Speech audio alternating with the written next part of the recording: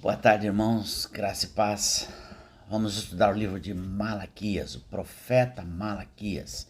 Malaquias é o último profeta no reino de Judá que se levanta no Antigo Testamento. Ele foi contemporâneo a Neemias, a Esdras, que vieram no período pós-exílio para reconstruir os muros de Jerusalém, a cidade de Jerusalém, bem como o Templo de Salomão, que havia sido destruído pelo reino babilônico. Tá? Em 445, nós estudamos isso na oração de Neemias, né? Na meditação que fizemos. Em 445, Neemias é liberado pelo rei Artaxerxes. Tá? E o livro de Malaquias ele foi escrito por volta de 430 a.C. Portanto, eles eram contemporâneos. O papel profético de Malaquias se reveste de uma especial importância, pois os judeus reconstruíram os muros, reconstruíram o templo, reconstruíram a cidade e agora também havia necessidade de uma restauração na espiritualidade do povo judeu. Tá? Depois de tanto tempo no exílio, imagina que isso foi tomado, o povo foi tomado de uma grande apatia religiosa. Né? Então eles precisavam retornar aos princípios da lei mosaica.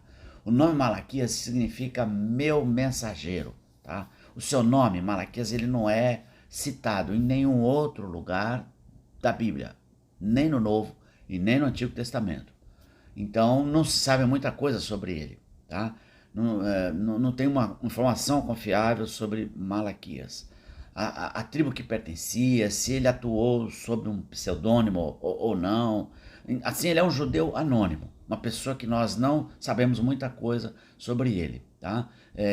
Considerando esse zelo que ele vai demonstrar no texto do seu livro, entende-se que ele poderia ter sido da tribo de Levi, poderia ter sido um levita, mas não se sabe com precisão, não tem nenhuma prova, nenhuma evidência clara nesse sentido. Já haviam passado cerca de 100 anos desde o primeiro retorno do exílio do povo judeu que estava no exílio na Babilônia. Em torno de 100 anos já haviam passado. A cidade de Jerusalém já havia sido reconstruída, os seus muros, tudo já estava mais ou menos engatilhado. Mas esse entusiasmo do retorno à terra deles havia desaparecido praticamente. Tá? Os sacerdotes e o povo haviam se desviado dos preceitos da lei mosaica e haviam se tornado negligentes quanto ao sacrifício e à adoração. É dentro desse contexto que nós vamos ver o tema, né, do livro de Malaquias, da profecia de Malaquias. Os temas a serem tratados na obra seriam o amor de Deus, primeiramente, por Israel, né, que sempre foi dispensado através da sua graça. A gente pode ver isso lendo as Escrituras simplesmente, como Deus foi gracioso com o povo de Israel. Os pecados dos sacerdotes é o outro ponto do tema que nós vamos abordar como tema do livro, tá? Uma negligência nas ofertas de sacrifícios, um desvio no ensino, na instrução do povo, tá? Fazendo o povo tropeçar. Então, e isso vinha se manifestando tanto na prática dos sacerdotes, na prática sacerdotal, como na prática do povo. Porque quando os líderes se desviam, os liderados também vão se desviando. É assim que funciona.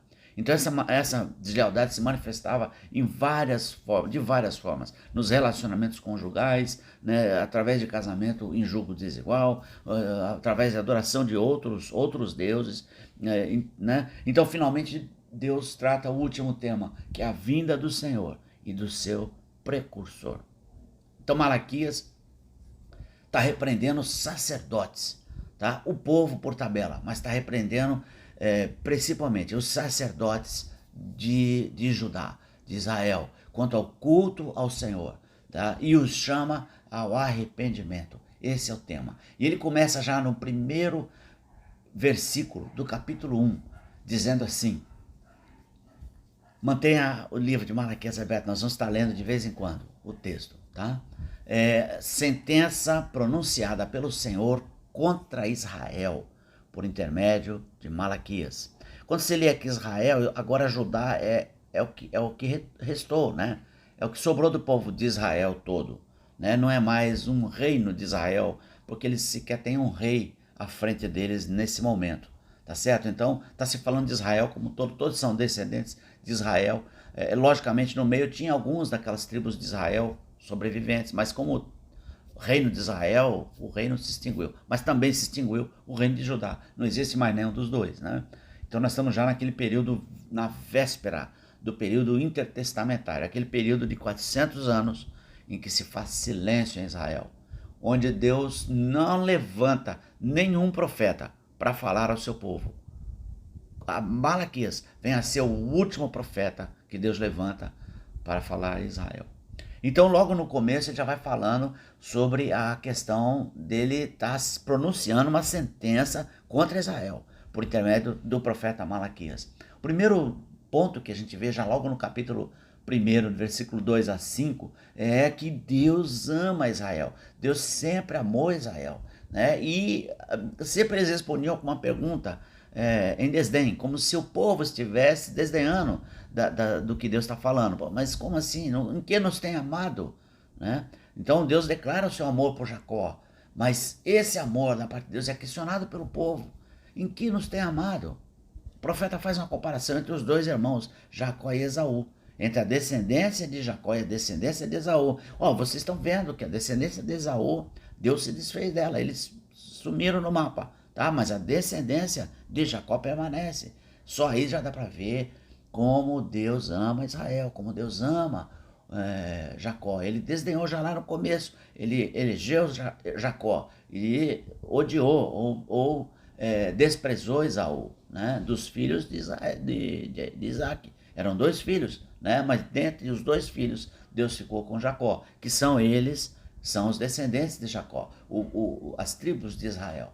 Né? Então esse é o primeiro ponto. O primeiro ponto é que Deus, o amor de Deus por Jacó, o amor de Deus por Israel, o amor de Deus por essa descendência de Abraão, tá? Que vem através da primogenitura de Israel, dos seus filhos, as 12 tribos de Israel. O segundo item que a gente vai ver, isso está citado em Malaquias de 1, versículo 6, vai até capítulo 3, versículo 18. São umas divisões aqui que a gente montou para ficar mais fácil a gente estudar o livro todo, tá? É um livro com 4 capítulos, né? Então, a decadência de Israel, em termos espirituais, ela era notória, era visível. E essa decadência teve como causa a corrupção moral e doutrinária de seus líderes religiosos. Já aqui a gente já começa a ver que quando o líder descamba o povo junto, né? Como é muito sério isso, a condição de líderes, da liderança. Como é importante a questão da liderança estar andando com o Senhor. Isso não é história, é questão de você ver, é fato na história, não é algo inventado, né? A gente precisa entender isso, né? Que a exposição dos líderes aos seus liderados terminam conduzindo o povo. Quando um rei era ruim, todo o povo ficava em adoração, né? A gente viu isso nos reinos, né? E quando um povo era bom, como foi o caso de Josias, o povo se encaminhava corretamente, né? De acordo com a vontade de Deus, não adorava Baalins, nem Baal, nem Astarote, nada disso, nem Moloque, nem sacrificava ídolos. Pelo contrário, eles iam lá e arrancavam todos os altares. Então depende muito, a liderança influencia, é importante a gente saber isso. Líderes é importante saber isso, e também liderados é importante saber isso, para que a gente não ande nos caminhos errados. A gente tem sempre como alvo o nosso Deus, o nosso Senhor Jesus Cristo, como paradigma do nosso procedimento, para que a gente não se desvie junto, né, com alguém que não está bem com o Senhor. Então, vamos ler Malaquias 1, versículo 6, tá? Nós estamos falando que os sacerdotes desonram ao Senhor, né? E nós vamos vendo isso em alguns textos. Então, por exemplo, Malaquias 1,6 diz assim: o filho honra o pai e o servo ao seu senhor. Se eu sou pai, onde está minha honra? E se eu sou o Senhor, onde está o respeito para comigo? Diz o Senhor dos Exércitos: a vós outros, ó sacerdotes, que desprezais o meu nome. Vós dizeis: em que desprezamos nós o teu nome? Ele está falando com os sacerdotes. Aqui já é o primeiro ponto, mas nós vamos ver isso no decorrer do livro de Malaquias. Ele está falando com a liderança do povo judeu, que nesse momento é composta de sacerdotes e profetas, mas o profeta está fazendo seu papel, Malaquias. Os sacerdotes parece que não, né? E a gente está vendo e realmente não está fazendo. Então os sacerdotes, em que eles desprezam o nome de Deus, o nome do Senhor. Então ele continua respondendo. No versículo 8, nós vamos pulando os versículos para não tomar muito tempo na leitura somente. Depois os irmãos dêem uma leitura geral, né, que vai ser muito produtivo. Então lá, nas ofertas e sacrifícios, em primeiro lugar, em que nós desprezamos o teu nome? A resposta vem do profeta Malaquias, de Deus através do profeta Malaquias. Quando trazeis animais cegos para o sacrificar. Versículo 8, capítulo 1, versículo 8 de Malaquias. Quando trazeis animal cego para o sacrificardes, não é isso mal? E quando trazeis o coxo ou o enfermo, não é isso mal? Ora, apresenta-o ao teu governador, acaso terá ele agrado em ti e te será favorável? Diz o Senhor dos Exércitos. Então o texto indica que houve um desvio de conduta aí da parte dos sacerdotes, tá? Sendo eles culpados, tá, de desprezarem o nome de Deus. Porque isso está tudo previsto lá em Levíticos. Levíticos 18, Levíticos 11, em vários textos de Levítico está falando sobre como devemos apresentar o nosso sacrifício e como o sacerdote tem que apresentar. Ao sacerdote compete olhar, não, esse animal não serve, ele é cego. Tem que ser um animal perfeito, tem que ser um macho, tá? E perfeito, sem defeito, ok? Então o sacerdote cabe filtrar os animais que são trazidos. Então, mas eles, em desobediência às leis mosaicas que regulamentavam essas atividades do templo, não estavam nem aí, tá certo? Então lá no versículo 7 vai falar que eles ofereciam pão imundo. Como assim pão imundo? O pão ele tinha que ser feito de farinha fina, com azeite misturado, sem fermento e com sal. O sal tempera, ele conserva, o fermento faz crescer, ficar do tamanho que não é verdadeiro. Portanto, o fermento não pode ter no pão para a oferta de sacrifício, tá? E o sumo sacerdote ele era responsável para selecionar isso, tá? Os animais trazidos, né, eram feitos com defeito, nós já vimos aí, cego, enfermo, coxo, tá? Agora, tem importância isso, João? Será que não é uma série de não há um exagero nesse negócio? O animal está ali um pouquinho defeituoso, né? O pão, eles pegaram uma massa que sobrou lá, assaram, cozeram e levaram para o altar, né? O que o texto bíblico diz lá em Levítico é que você é culpado de desprezar o nome do Senhor quando você oferece assim. E cabe ao sacerdote filtrar. Não, esse aqui não pode. Vai lá e traz o outro pão, traz o outro animal, ok? Traz aquele perfeito, macho, sem defeito, para ser sacrificado. Qual a importância disso? A importância é que simbolizava o Rei dos Reis, que vem. Jesus, sem pecado algum. Talvez lá para Moloque você pudesse oferecer qualquer coisa. Para o Senhor, o Deus de Israel, o Rei dos Reis, o Senhor dos Senhores, para esse não. Para esse tinha que ser um animal perfeito, tá? Então o fermento indicava pecado, falsidade, tá certo? Aparência de vida. Mas no caso de Jesus, ele era verdadeiro em todos os seus caminhos. Ele é a verdade e a vida. Mas os sacerdotes ofereciam o pão imundo, talvez com fermento, talvez não com azeite puro, talvez além do fermento sem sal, tinha que ter o sal também, e assim vai. E o cordeiro, oferecia um cordeiro coxo, cego. Então Deus reivindica no texto aí, versículo 11, a grandiosidade do seu nome. O meu nome, ele é grande entre as nações, não ofereçam. Quando vocês fazem isso, vocês desprezam o meu nome. né? Deus reivindica a grandiosidade do seu nome. Tragam ofertas puras, porque o meu nome é grande entre as nações. E vocês estão desprezando o meu nome entre as nações, entre os povos. A publicação, né, do nome do Senhor estava sendo rejeitada, estava sendo desprezada, estava sendo feita de forma inadequada. B. Primeiro, nas ofertas de sacrifício. Em que tem desprezado? Nas ofertas de sacrifício.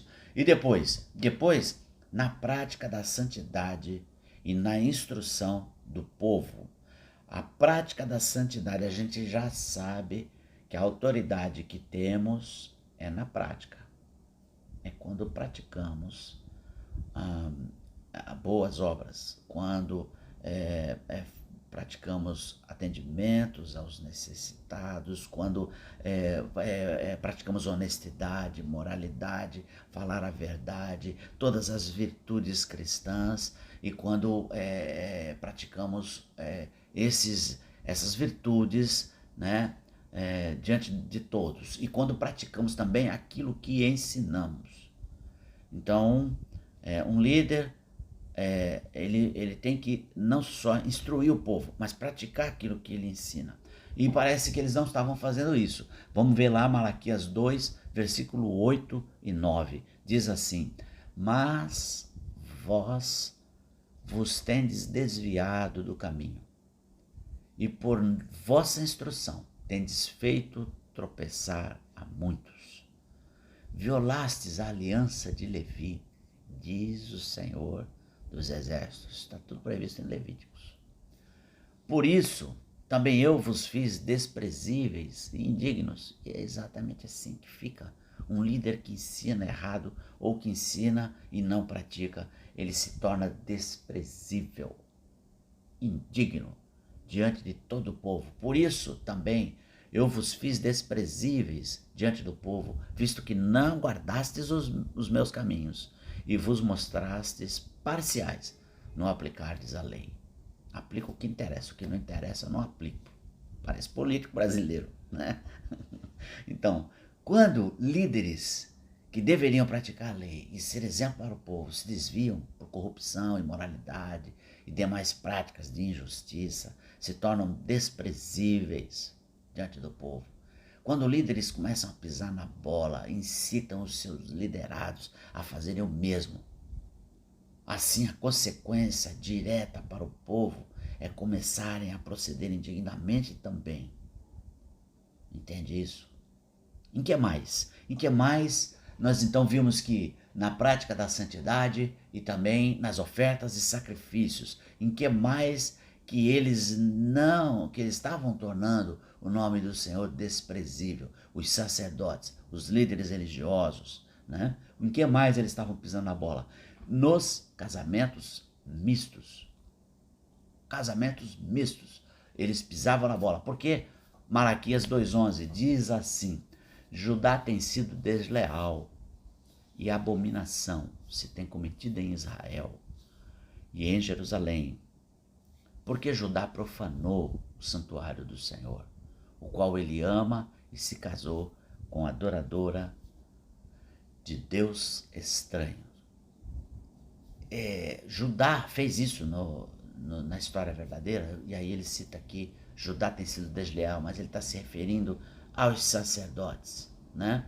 Quando líderes começam a pisar na bola, e eles vão levando pessoas junto com eles. E o que estava acontecendo? A consequência era direta para o povo, tá? Então eles começavam a proceder dignamente também, não justifica, tá? Cada um responde pelas suas ações, pelas suas obras. Entretanto, nesse caso, eles eram líderes do povo e Deus cobra deles também. Assim, a consequência direta é o povo começar a proceder indignamente, tá? E qual eram os pecados dos sacerdotes? Eles se casavam com mulheres de outros povos. Bom, nós vimos aí, no decorrer da história, nós vimos Sansão, né? Teve outros também, o próprio Esaú, né? Lá atrás, Esaú, né? E Raquel, Rebeca manda Jacó ir à terra dos seus pais, buscar outras, porque aquelas mulheres cananeias eram terríveis e traziam mal para o povo mesmo. Elas eram idólatras, extremamente idólatras, até enraizada, né? Até o sangue, né? De idolatria. E aí eles não buscavam alguém lá do povo de origem de Abraão, né? Então Esaú começa a se casar com as cananeias. Aí vem na sequência Sansão, juiz, né? Juiz se casando. Depois reis se casando. O próprio Salomão. Deus rasga o reino de Israel quando ele estava unido e divide em dois reinos, reino de Judá e reino de Israel, por conta dele ter se casado em aliança com diversas mulheres e construído altares por todo lado. Então isso é problema sério e vai conduzir o povo de uma forma errada, né? E faz o povo seguir falsos rituais, deuses falsos, engana o povo, assim como engana ele mesmo. Tá? Esses eram os pecados dos sacerdotes. Os sacerdotes já não mais se detinham, que também era previsto na lei, que eles não poderiam se casar com alguém de fora do povo de Israel. Tá? Então, mas eles estavam fazendo isso. Tá? Você quer ver? Por exemplo, eu disse que Neemias é contemporâneo, né, de Malaquias. E a gente abrindo lá, rapidinho, antes de Salmos um pouco, né? Neemias, o livro de Neemias 13, 27 a 29, né? Diz assim, Neemias 13, 27 a 29, diz assim: dar-vos-íamos nós ouvidos para fazermos todo este grande mal, prevaricando contra o nosso Deus, casando com mulheres estrangeiras? Um dos filhos de Joiada, filho do sumo sacerdote Eliasibe, era genro de Sambalate, o Horonita, pelo que o afugentei de mim. Neemias falando: lembra-te deles, Deus meu, pois contaminaram o sacerdócio, como também a aliança sacerdotal e levítica. Está em Neemias. Isso aconteceu no tempo de Neemias, portanto no tempo de Malaquias. Era exatamente isso que estava acontecendo. Os sacerdotes se casando com mulheres estrangeiras de outros povos, que inclusive exigiam deles, meus altares aqui, porque eu me caso sim, mas eu quero que tenha o meu altar para eu poder adorar o meu Deus lá, Astarote, Baal, né? E assim vai. Então é um grande mal. Os sacerdotes se casando, casamentos mistos, com mulheres de outros povos, tá? Adivinha o que vai acontecer com a prática sacerdotal em Israel? Ser totalmente desviada na adoração de falsos deuses. É muito fácil de concluir. Então é um grande mal, é prevaricação contra Deus, até porque Deus colocou lei para organizar isso. E eles estão desobedecendo as leis, né? Mas ele está falando aos sacerdotes, Malaquias está falando aos sacerdotes. É uma conclusão óbvia disso aí, tá? E ele fala no versículo 13, ele cita que eles literalmente depois choravam sobre o altar: estou pecando contra ti. Ué, mas é uma coisa tão direta, né? Eles choravam sobre o altar, lágrimas de crocodilo, né? Não preciso dizer, tá certo? O povo de Judá e Israel não tinha acesso ao altar, portanto eram os sacerdotes que estavam lá chorando sobre o altar, né? O texto está falando para os sacerdotes. E para os nossos dias, a gente precisa também olhar para essa coisa. Quem é gentil nos nossos dias? Aquele que não é cristão. Então sim, é aconselhável, meu irmão, que você não se namore. Não tem muitos jovens, eu não sei nem, eu estou aconselhando alguém, talvez, que nós não nos casemos com pessoas que não receberam Jesus como Senhor e Salvador. Presta atenção quando estou falando que sejam da igreja crente. Tem muita gente que está na igreja crente aí, não tem nada com Deus. Tá? Procura observar um pouco melhor para então promover um casamento, porque envolve um laço forte e esse laço é problemático, leva você para um caminho errado. Tá? Eu conheci um senhor, o nome dele era Bruno. Nós chamava ele de seu Bruno. A gente dava aula na escola dominical e eu dava aula faz muito tempo atrás, gente. Esse senhor já deve ter falecido, tá? E a Conceição, a gente dava aula na escola dominical, ele também, né? A gente era bem novo, há pouco tempo de casado, inclusive. E esse senhor um dia parou conosco, né? E falando sobre relacionamento, casamento, de nós dois, novos e tal. Isso foi na igreja metodista. O nome dele era seu Bruno. A gente chamava ele de seu Bruno. Senhor, 60, setentão, próximo dos 70 mais ou menos. E, gente, ele deu um testemunho para nós que me tocou desde aquela época, né? Ele falava exatamente isso. Eu fui para a igreja e me encantei com uma mulher no coral. Eu tinha me convertido, estava indo na igreja, mas essa mulher era linda, ela era linda. Ela tinha uns olhos azuis, ela era linda. E eu comecei a namorar com ela. Percebi que ela não havia tido uma conversão genuína à medida que nos aproximamos na conversa. O senhor joia, uma conversa assim muito tranquila. Essa foi a única conversa nesse sentido que nós tivemos. A gente conversava de tantas outras coisas. E ele era muito legal. Eu sempre gostei de conversar com pessoas mais velhas. Porque a gente aprende muito, a vida ensina muito. E a gente aprende ainda jovem, é importante, isso é bom, é importante. E o que aconteceu é que ele falou assim, olha, eu me casei porque eu estava apaixonado por ela. Mas eu percebi que ela não era assim, crente de fato. Apesar de ir na igreja. E com o tempo, nós tivemos 3 filhos. E o que eu posso dizer para você hoje, a minha maior frustração, nenhum dos 3 filhos meus andam com Jesus. E a gente via ele num tom triste, de tristeza mesmo. Né? Eu na época ainda tinha filhos pequenos, eu acho que talvez ainda não tivesse todos ainda. Mas a gente começa a pensar sobre essa questão. A família tem especial importância para o Senhor, né? E para o nosso bem-estar mesmo. Tem para o Senhor, porque é o nosso bem-estar que está em jogo. Porque se os nossos filhos não estão firmes com Deus, não têm convicção de crer no Senhor Jesus, isso nos abala, traz tantas adversidades e dor de cabeça para a nossa vida. Tá? Então isso nos traz um grande alívio quando eles estão. E a família hoje, você vê na sociedade, está abaladíssima a questão da família. Nós estamos vivendo um tempo difícil. Onde mais ia acontecendo esse desprezo dos sacerdotes? Nas realizações de divórcio, eles divorciavam, como quem troca de roupa. E Deus já alerta eles, olha aqui, eu estou sabendo do seu concerto, você desprezou o concerto com a mulher da tua mocidade. Né?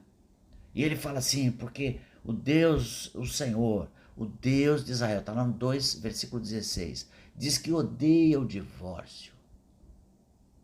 E também aquele que cobre de violência suas vestes. Ele põe no mesmo patamar alguém que assassina. Aquele que promove o divórcio, desprezando a mulher da mocidade. E naquela época era um desprezo mesmo. A mulher era completamente dependente, inclusive no seu sustento. Provavelmente quem repudiasse a mulher, quem divorciasse da mulher, ela ia, para sobreviver, se prostituir. Não tinha como, não tinha uma aposentadoria, não tinha pensão determinada por juiz, não tinha. Se ninguém cuidasse dela, se não tivesse mais pais vivos, se não tivesse filhos adultos que pudessem cuidar, né? Era muito complicado. Portanto, cuidai de vós mesmos e não sejam infiéis.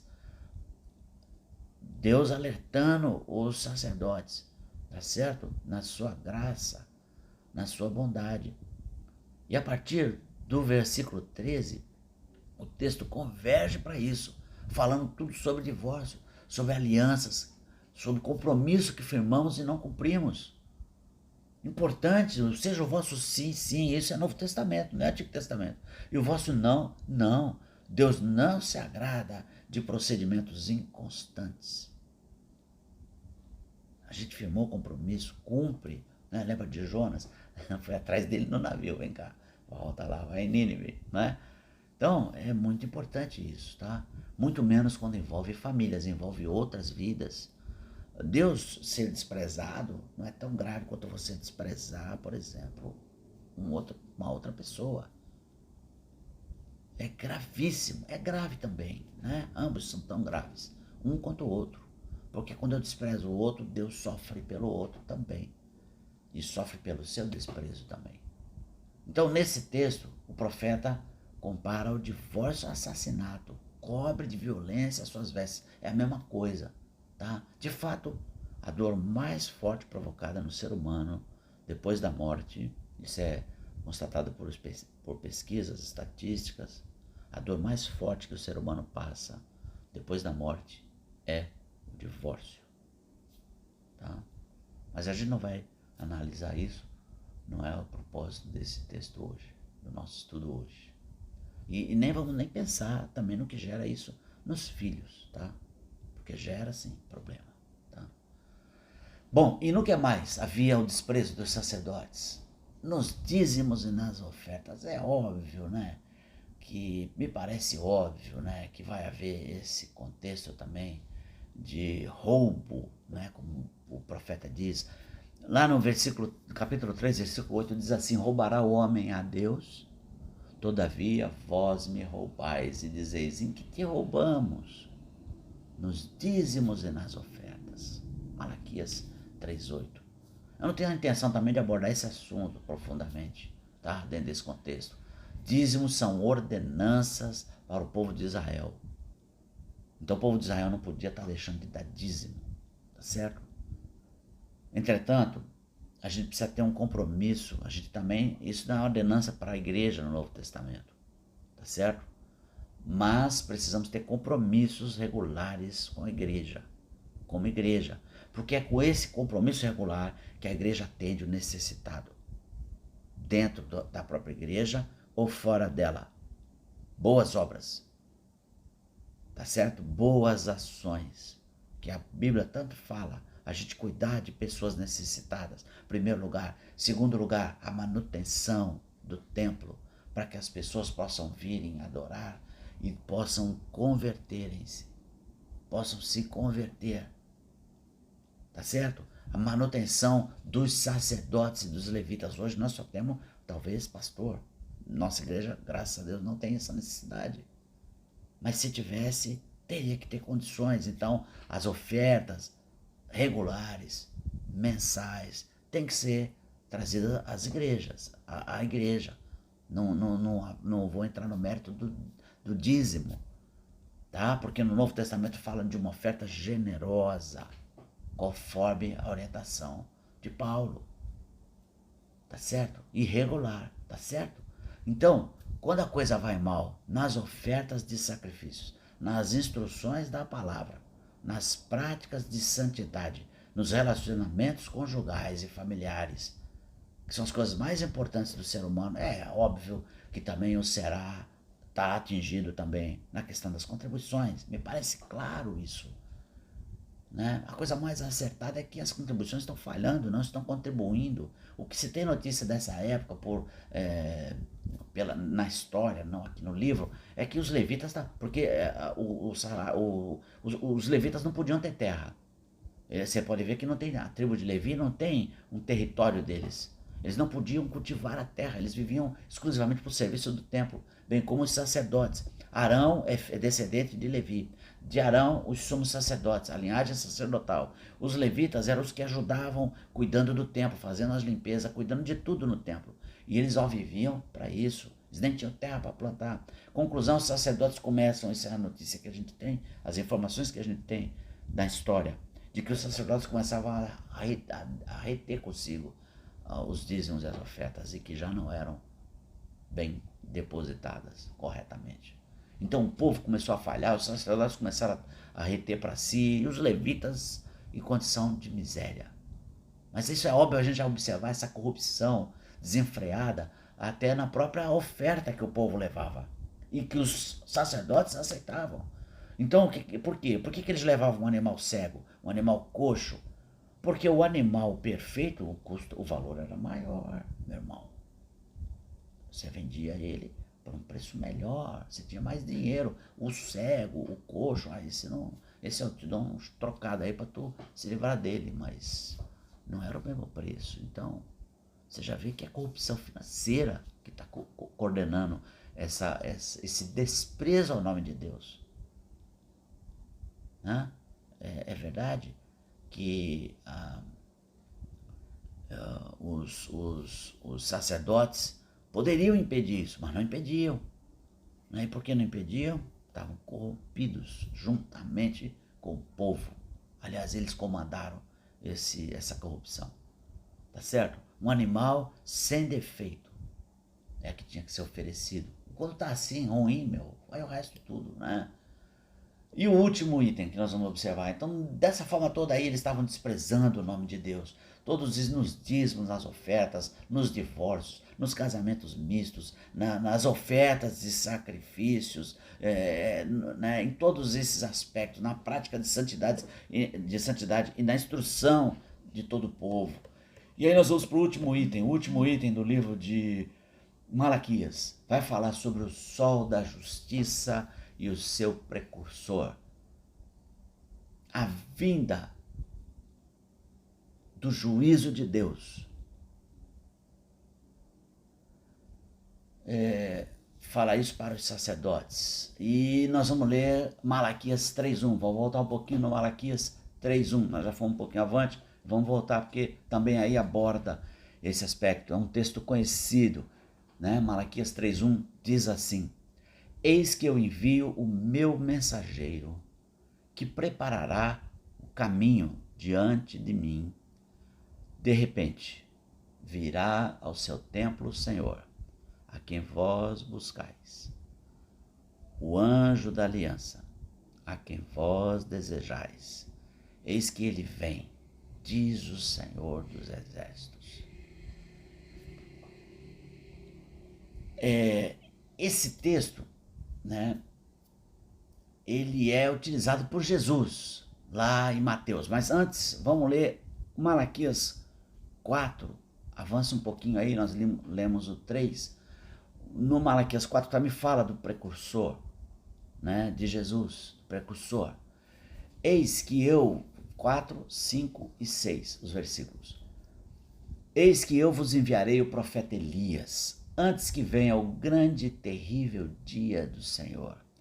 Ele converterá o coração dos pais aos filhos, e o coração dos filhos a seus pais, para que eu não venha e fira a terra com maldição. O grande e terrível dia do Senhor. Esses dois textos, eles são usados por Jesus para se referir a João Batista, o precursor de Jesus, João Batista, a voz do que clama no deserto, né, que está lá em Isaías. Malaquias está abordando de uma outra forma. E quando Jesus fala, João Batista se refere com uma voz do que clama no deserto. Mas quando é Jesus que está falando, se referindo a João Batista, ele usa esse texto de Malaquias. Né? Se abrir lá em Mateus 11, de 7 a 11, eu vou ler aqui, se você quiser acompanhar aí, está dizendo assim: Então, em partindo eles, passou Jesus a dizer ao povo a respeito de João: Que saístes a ver no deserto? Um caniço agitado pelo vento. Sim, que saístes a ver? Um homem vestido de roupas finas? Ora, os que vestem roupas finas assistem nos palácios reais, mas eles foram para o deserto. Mas para que saístes? Para ver um profeta. Para ver um profeta. Sim, eu vos digo, e muito mais que um profeta. Este é de quem está escrito. Imagina, a escritura escreveu de um profeta. Você vê que coisa, a importância desse homem. Eis aí, eu envio diante da tua face o meu mensageiro, o qual preparará o teu caminho diante de ti. Em verdade vos digo, entre os nascidos de mulher, ninguém apareceu maior do que João Batista. Mas o menor no reino dos céus é maior do que ele. Você vê que interessante, né? Nos iguala. Imagina eu ser considerado no reino de Deus igual João Batista. Não é possível, né? Mas vou ser considerado, né? Essa é a ordem do reino. Você também, né? João Batista é o último sacerdote, e agora presta atenção, da ordem de Arão. Ele é o último sacerdote da ordem de Arão. O seu pai Zacarias servia no templo Ele estava no lugar santo quando um anjo aparece e anuncia o nascimento de João Batista, quando a sua mulher, Isabel, já era idosa e era estéril. E João Batista nasce nesse momento, por previsão do anjo de Deus. Malaquias estava apontando a infidelidade dos sacerdotes da ordem de Arão. Era exatamente isso que Malaquias estava apontando. Porque eles perverteram a ordem sacerdotal de Arão. Deus, através de Malaquias, sentencia o fim da ordem sacerdotal de Arão. E ele profetiza a atuação do último sacerdote da ordem de Arão, João Batista, que prepararia o caminho do Senhor, um cara separado para isso, por causa de quem ele prepararia o caminho. Esse último sacerdote indicará o anjo da nova aliança, a quem vós desejais. De repente virá ao seu templo o Senhor, a quem vós buscais. Esse é o anúncio dele. O Senhor vem no seu templo, a habitação de Deus, através do Espírito Santo, na nossa vida. O sumo sacerdote agora, segundo a ordem de Melquisedeque, ele foi o último sacerdote, segundo a ordem de Arão, porque agora o que vai vigorar é a ordem de Melquisedeque. Isso foi prometido a Davi, através de Davi, profecia. Está lá no Salmo 110, versículo 4. Você dá uma olhada depois. Esse salmo apresenta o Messias como rei sacerdote, exatamente como era Melquisedeque. Ele era rei e sacerdote do Deus Altíssimo. Jesus mudou a ordem sacerdotal. Agora ele é o sumo sacerdote eterno, para sempre. Essa ordem subsistirá pela eternidade futura. Nessa ordem não existe levita. Após a vinda de Jesus, não existe levita. Existem sacerdotes. Somos todos sacerdotes. Somos reino de sacerdotes. Levitas existiu na ordem de Arão. Na ordem de Jesus, na ordem de Melquisedeque, somos todos sacerdotes. Intermediamos quando agimos corretamente com boas obras e pregamos a mensagem do Evangelho, da salvação. Agimos como sacerdotes, intermediando a mensagem de Deus aos homens. Profetas e sacerdotes levando as orações diante de Deus àqueles que não conhecem Jesus. Eu queria ler quase os últimos capítulos, os últimos versículos do livro de Malaquias para a gente terminar. Pois eis que vem o dia e arde como fornalha. Capítulo 4, versículo de 1 a 4. Desculpa. Pois eis que vem o dia e arde como fornalha. Todos os soberbos e todos os que cometem perversidade serão como restolho. O dia que vem os abrasará, diz o Senhor dos Exércitos, de sorte que não lhes deixará nem raiz, nem ramo. Mas para vós outros que temeis o nome, nascerá o sol da justiça, trazendo salvação nas suas asas.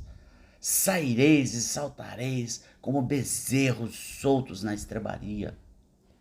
Pisareis os perversos, porque se farão cinzas debaixo da planta dos vossos pés, naquele dia que prepararei, diz o Senhor dos Exércitos. Lembrai-vos da lei de Moisés, meu servo, a qual lhe prescrevi em Horebe para todo Israel, a saber, estatutos e juízos.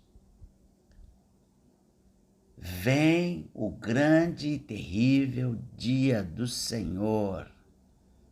Vem o dia em que todos os soberbos, todos aqueles que não lançaram mão da salvação que vem do Senhor, por soberba, vem o dia em que todos os que cometem a perversidade, aqueles que não se arrependeram da sua vida de pecado, não rejeitaram a sua vida de pecado, vem o dia em que o sol, em que nem diz Pedro, o sol incandescente das alturas vai se manifestar. Vem o dia em que o sol da justiça, vem o dia que vai arder como fornalha, vem o dia que os abrasará, e vocês serão como restolho, e serão como cinzas debaixo dos nossos pés. Mas para vós outros que temeis o meu nome, vem o dia. Não para os sacerdotes da ordem de Arão e que procedem como esses sacerdotes de Arão que desonraram o nome de Deus, mas para aqueles vós outros sacerdotes que temem o meu nome, nascerá o sol da justiça, trazendo salvação nas suas asas. E sereis como bezerros soltos dentro da estrebaria, e saltareis como bezerros soltos na estrebaria. E tereis a lei de Moisés gravada na mente, e lembrareis das leis que o Senhor deu a Moisés no Monte Horebe. Essa foi a última palavra profética do Antigo Testamento. 400 anos antes de Cristo. Passado 400 anos. Em completo silêncio, onde Deus não levantou nenhum profeta, nenhuma voz profética. Surge João Batista no deserto: arrependei-vos e crede no Evangelho, porque é chegado o reino de Deus. A gente só pode terminar esse estudo dando glórias ao nosso Deus. Glória por sua fidelidade à sua palavra, a sua fidelidade a Abraão, as suas promessas feitas a Abraão e a esperança que nos acendeu ao lermos essa palavra. E só nos resta dizer uma coisa: Maranata, vem, Senhor Jesus. Amém, amém e amém. Que Deus os abençoe e que Deus os guarde.